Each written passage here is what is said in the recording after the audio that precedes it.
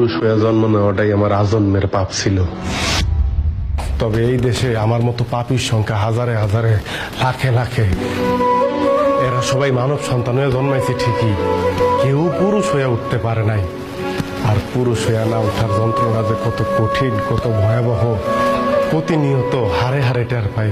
কারণ পুরুষের সাফল্যের ভাগ সবাই নিল, ব্যর্থতার ভাগ তো কেউ নিতে চায় না। কারণ সবাই মনে করে পুরুষ জন্মগ্রহণ করছে পরিবারের অন্যান্য সদস্যদের চাহিদা মেটানোর জন্য। অনেকে ভুলেই যায় পুরুষ নামক মানুষটার মধ্যেও একটা মন আছে, একটা হৃদয় আছে, হৃৎপিণ্ড নামক একটা বস্তু আছে। প্রিয়জনের কথার আঘাতে সেই হৃৎপিণ্ডটা না কাইপা ওঠে। ভুলা যাইবই না কেন কম, কারণ পুরুষ তো কখনো কারো প্রিয়জন হয়ে উঠতে পারে না। সব সময় পুরুষ প্রয়োজনই কাজে লাগে।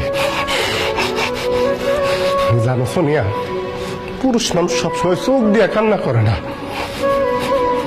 মুখ দিয়েও আর্তনাদ করে না। পুরুষের মন কান্দে, হৃদয় আর্তনাদ করে।